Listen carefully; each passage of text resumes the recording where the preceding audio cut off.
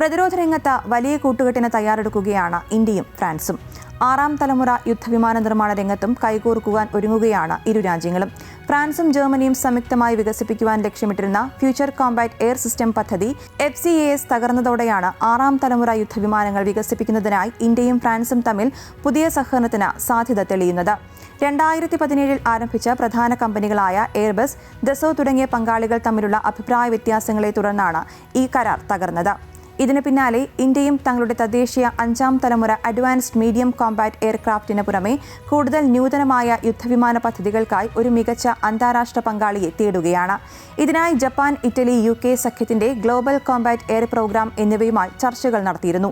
എന്നാൽ ഒന്നിലധികം രാജ്യങ്ങളുടെ കൂട്ടായ്മയേക്കാൾ ഫ്രാൻസിനെ പോലെ വിശ്വസ്തരായ ഒരു രാജ്യവുമായി മാത്രം സഹകരിക്കുന്നതാണ് കൂടുതൽ പ്രായോഗികമെന്ന വിലയിരുത്തലിലാണ് ഇപ്പോൾ ഇന്ത്യ. ആഗോളതലത്തിൽ ഇതുവരെ ഒരു രാജ്യത്തും 6ാം തലമുറ യുദ്ധവിമാനങ്ങൾ പൂർണ്ണമായും പ്രവർത്തന സജ്ജമായിട്ടില്ല. അമേരിക്ക തങ്ങളുടെ നെക്സ്റ്റ് ജനറേഷൻ എയർ ഡൊമിനൻസ് പ്രോഗ്രാമിലൂടെ ഇത്തരം സാങ്കേതിക വിദ്യകൾ വികസിപ്പിക്കാനുള്ള ശ്രമങ്ങൾ തുടരുകയാണ്. ചൈനയും 6ാം തലമുറ സാങ്കേതിക വിദ്യകൾ ഉൾക്കൊള്ളുന്ന 2 വിമാന ഡിസൈനുകൾ ഇതിനകം പുറത്തുവിട്ടിട്ടുണ്ട്. ലോകത്തിലെ ഏറ്റവും അത്യാധുനിക യുദ്ധവിമാന പരമ്പര ലക്ഷ്യമിട്ടാണ് ഫ്രാൻസും ജർമ്മനിയും സംയുക്തമായി FCAS എന്ന പദ്ധതിക്ക് തുടക്കം കുറിച്ചത്. എന്നാൽ ചരിത്രത്തിലെ ഏറ്റവും വലിയ തിരിച്ചടിയായിരുന്നു ഈ പദ്ധതിക്ക് നേരിട്ടത്. അമേരിക്കൻ നിർമ്മിത F-35 യുദ്ധവിമാനങ്ങൾക്ക് ശക്തമായ മറുപടി നൽകുകയായിരുന്നു ഈ പദ്ധതിയുടെ ലക്ഷ്യം. ഏകദേശം 100 ബില്യൺ യൂറോ ചെലവ് കണക്കാക്കിയിരുന്ന ഈ പ്രോജക്റ്റ് തകരാൻ കാരണമായത് സാങ്കേതിക വെല്ലുവിളിയേക്കാൾ കൂടുതൽ ഫ്രാൻസും ജർമ്മനിയും തമ്മിലുള്ള പരസ്പര വിരുദ്ധമായ സൈനിക കാഴ്ചപ്പാടുകളാണ്. വർഷങ്ങളായുള്ള നയതന്ത്ര ചർച്ചകൾക്കും രാഷ്ട്രീയ പ്രഖ്യാപനങ്ങൾക്കും ശേഷം കേവലം രാജ്യങ്ങൾ തമ്മിലുള്ള പോരാട്ടങ്ങളും ആഭ്യന്തര തർക്കങ്ങളും കാരണം പദ്ധതി പ്രായോഗിക തലത്തിൽ അസാധ്യമാവുകയായിരുന്നു.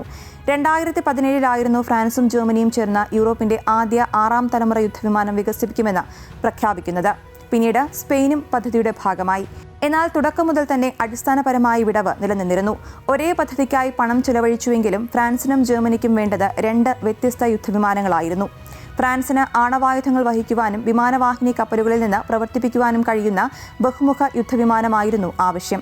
എന്നാൽ ജർമ്മനി കൂടുതൽ പരമ്പരാഗതമായ വ്യോമയുദ്ധ കേന്ദ്രീകൃത ജെറ്റിനായിരുന്നു ലക്ഷ്യമിട്ടിരുന്നത്. ഈ അടിസ്ഥാനപരമായ വ്യത്യാസം പിന്നീട് വലിയ സാങ്കേതിക വ്യവസായ തർക്കങ്ങളിലേക്കാണ് നയിച്ചത്. ഫ്രാൻസിന്റെ പ്രശസ്തരായ വിമാന നിർമ്മാതാക്കളായ ദസോ ഏവിയേഷനും ജർമ്മനിയെ പ്രതിനിധീകരിച്ച യൂറോപ്യൻ എയ്റോസ്പേസ് ഭീമനായ എയർബസും തമ്മിലുള്ള സഹകരണത്തോടെയായിരുന്നു പദ്ധതി നടപ്പാക്കാൻ ഉദ്ദേശിച്ചിരുന്നത്. എന്നാൽ വിമാനത്തിന്റെ രൂപകൽപ്പന മുതൽ നിർമ്മാണ ചുമതലകൾ വരെ എല്ലാ ഘട്ടങ്ങളിലും ഇരുകൂട്ടർക്കും തമ്മിൽ അഭിപ്രായ ഭിന്നതകൾ രൂപപ്പെട്ടു. പദ്ധതിക്ക് ആര് നേതൃത്വം നൽകണം, ഏത് സാങ്കേതികവിദ്യ ഉപയോഗിക്കണം, ഭാവിയിലെ യുദ്ധവിമാനത്തിന്റെ പ്രധാന സവിശേഷതകൾ എന്തൊക്കെ തുടങ്ങിയ വിഷയങ്ങളിൽ ഏകോപനം ഉണ്ടായില്ല.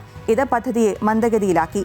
FCAS എന്നത് വെറുമൊരു യുദ്ധവിമാന പദ്ധതി എന്നതിനപ്പുറം വിവരങ്ങൾ തത്സമയം പങ്കിടാൻ കഴിയുന്ന കോമ്പാറ്റ് ക്ലൗഡ് സംവിധാനവും മനുഷ്യൻ നിയന്ത്രിക്കുന്ന യുദ്ധവിമാനത്തോടൊപ്പം പറക്കുന്ന അത്യാധുനിക ഡ്രോൺ വിങ്മാൻ സംവിധാനവും പദ്ധതിയുടെ ഭാഗമായിരുന്നു.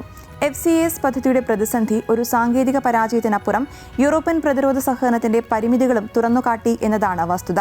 ഫ്രഞ്ച് പ്രസിഡന്റ് ഇമാനുവൽ മാക്രോൺ പദ്ധതിയെ രക്ഷിക്കുവാൻ അവസാന നിമിഷം വരെ ശ്രമിച്ചുവെങ്കിലും വ്യവസായ തലത്തിലെ ഭിന്നതകൾ പരിഹരിക്കുവാൻ കഴിഞ്ഞിരുന്നില്ല.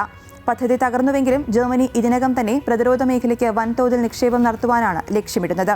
ഫ്രാൻസും യൂറോപ്യൻ നിർമ്മിത ആയുധങ്ങൾ വാങ്ങാൻ സഖ്യരാജ്യങ്ങളെ പ്രോത്സാഹിപ്പിക്കുകയാണ്.